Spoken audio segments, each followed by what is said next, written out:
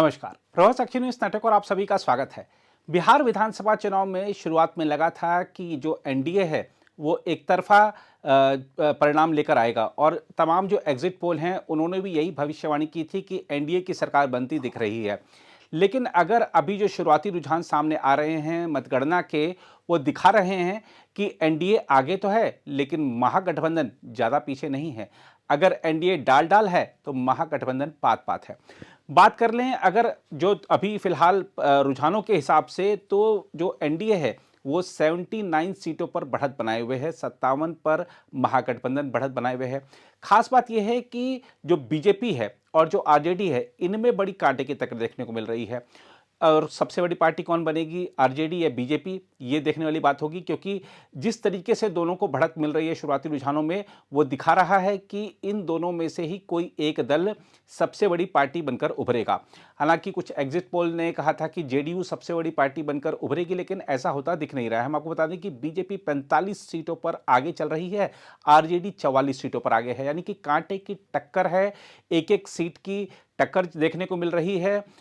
तेजस्वी यादव ने ये जो चुनाव है अपने बलबूते लड़ा था, और हालांकि महागठबंधन के सारे नेताओं का साथ था, लेकिन स्टार प्रचारक वही थे, सीएम कैंडिडेट वही थे।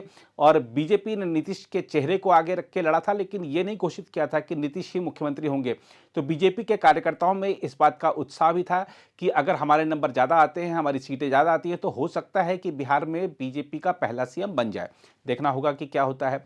लेकिन एक चीज साफ दिख रही है कि बीजेपी ने कहा था चुनाव के दौरान भी कि सीएम पद पर कोई वैकेंसी नहीं है, यानी सीएम अगर बनेंगे, तो अगर एनडीए की सरकार बनती है तो फिर नीतीश ही बनेंगे, इस तरीके की संभावना लगाई जा सकती है। लेकिन चुनाव परिणाम या जो शुरुआती रुझान है ये बहुत कुछ कह रहे हैं। जन स्वराज पार्टी ने बड़े लंबे समय से तैयारी की थी चुनाव की, और खासतौर पे बिहार का पूरा परिदृश्य बदलने की एक सुगबुगाहट भी थी। और प्रशांत किशोर जिस तरीके से, जिस नैरेटिव को आगे लेते हुए, जिन मुद्दों को आगे लेते हुए पूरे चुनाव प्रचार में जमे रहे, तमाम दावे करते रहे, उन दावों की हवा निकलती दिख रही है। लेकिन फिर भी अगर हम देखें तो 4-5 सीटें पर जो बढ़त है, इसको हम कह सकते हैं कि मतदाताओं ने उनको पूरी तरह नकारा नहीं है। और कोई भी पार्टी अगर पहली बार में सभी सीटों पर चुनाव लड़ रही है तो ये उसका दमखम दिखाता है, ये उसकी शक्ति दिखाता है। और 4-5 सीटें अगर वो ले आते हैं तो खाता खुलना भी एक बड़ी बात है, क्योंकि बहुत आसान नहीं है कि बिहार में किसी नए दल का 4-5 सीटों पर खाता खुल जाए। देखना होगा कि आगे जो रुझान है जब वो परिणामों में बदलते हैं तो क्या होता है। लेकिन अगर हम बात करें तेजस्वी यादव की और उनका जो भाई तेज प्रताप यादव, चुनाव से पहले हमने देखा कि दोनों भाइयों में एक तरह से मनमुटाव हुआ। एक बड़े भाई तेज प्रताप यादव को घर छोड़ना पड़ा, उनको एक तरह से घर से निकाला गया, उन्होंने अपनी नई पार्टी बनाई। अब फिलहाल जो रुझान आ रहे हैं उसमें दिख रहा है कि एक सीट पर उनकी पार्टी आगे चल रही है। अभी हालांकि ये साफ नहीं है कि महुआ, जहां से वो तेज प्रताप यादव खुद लड़ रहे थे, वो आगे हैं या उनके उम्मीदवार किसी अन्य सीट पर आगे हैं। वहीं तेजस्वी यादव राघोपुर सीट से आगे चल रहे हैं। और एनडीए के बड़े प्रत्याशियों की बात कर लें तो चाहे मंगल पांडे जो मंत्री थे, या जो अभी मैथिली ठाकुर जो लोक गायिका हैं, सभी आगे चल रहे हैं। जो बड़े नाम हैं एनडीए के, खासतौर पर बीजेपी के, वो आगे चल रहे हैं। चिराग पासवान की पार्टी को अगर हम देखें तो एक सीट पर आगे चल रही है। और हमने देखा था कि जब सीटों का बंटवारा हो रहा था एनडीए में, तो चिराग पासवान अड़े हुए थे, हमको तो इतनी सीट चाहिए, 40 सीटें मांग रहे थे। अभी एक सीट पर शुरुआती रुझान में उनकी पार्टी आगे बढ़ती दिख रही है।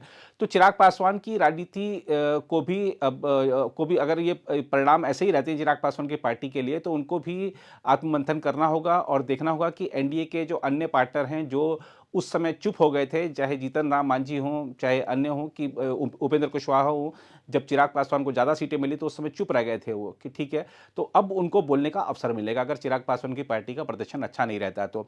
लेकिन फिलहाल जिस तरीके से एनडीए की गाड़ी आगे बढ़ रही है, 84 पर इस समय एनडीए है, 57 पर महागठबंधन है, तो दिखा रहा है कि जो चुनाव है एक तरफा नहीं था। बिहार के मतदाताओं ने जो मतदान के रिकॉर्ड तोड़े हैं, उसमें अधिकांश मतदाता, ठीक है कि नीतीश के साथ दिखे, लेकिन इस बड़ी संख्या ऐसे मतदाताओं की भी रही जो महागठबंधन के साथ दिखे।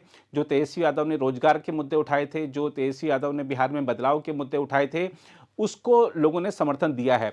और अगर ये जो तेजस्वी यादव अपने बलबूते अगर इतना मैंडेट लेकर आते हैं, जिस तरीके की उनकी टक्कर चल रही है, हालांकि अगर ये परिणाम ऐसे रहते तो सरकार तो नहीं बना पाएंगे, लेकिन ऐसा लगता है कि जो लालू युग के जो दाग आरजेडी पर लगे हुए थे, तेजस्वी यादव पर लगे हुए थे, शायद वो धो देंगे अगर परिणाम अगर वो बहुत मुकाबला जो करीबी रहा। तो देखना होगा कि आगे चलकर क्या होता है।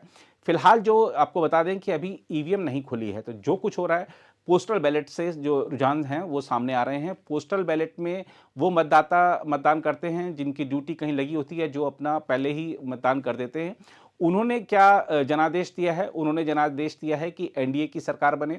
अब ईवीएम में जिन मतदाताओं ने अपना मतदान दर्ज कराया है, उनका जनादेश क्या है? जब ईवीएम खुलेंगी थोड़ी देर में तब पता चलेगा। लेकिन फिलहाल अगर हम आपको बताएं तो एक जो पिक्चर उभर कर आ रही है वो कांटे की टक्कर है बिहार में। एग्जिट पोल ने जो एक तरफा एनडीए को दे दिया था, ऐसी स्थिति शायद ना बने, कांटे की टक्कर दिखाई दे रही है।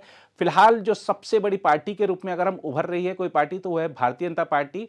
और 49 सीटों पर इसमें भारतीय जनता पार्टी आगे है, आरजेडी 45 पे है और कांग्रेस भी 7 सीटों पर आगे है और जो अन्य हैं वो 5 सीटों पर आगे हैं। तो देखना होगा कि अब आगे क्या रहता है। और AIMM ने भी बड़ा जोश खरोश से चुनाव लड़ा था और उसके जो विधायक थे पिछली बार अच्छी खासी संख्या में आए थे, लेकिन इस बार ओवैसी जी की पार्टी एक सीट पर बढ़त बनाए हुए है। तो ओवैसी को भी देखना होगा कि वो जो इस तरह की राजनीति करते हैं, क्या बिहार के मतदाताओं ने उसको स्वीकार किया है या नहीं, ये देखने वाली बात होगी। फिलहाल चलते चलते एक बार आपको फिर बता दें कि एनडीए 86, देखिए हम जैसे जैसे आपसे बात कर रहे हैं वैसे वैसे एनडीए का आंकड़ा बढ़ता जा रहा है और जो महागठबंधन है वो भी आगे बढ़ रहा है, लेकिन उतनी तेजी से नहीं जितना एनडीए आगे बढ़ रहा है। तो एनडीए 86 और महागठबंधन 58, ये अभी की स्थिति है शुरुआती रुझानों की, पोस्टल बैलेट की।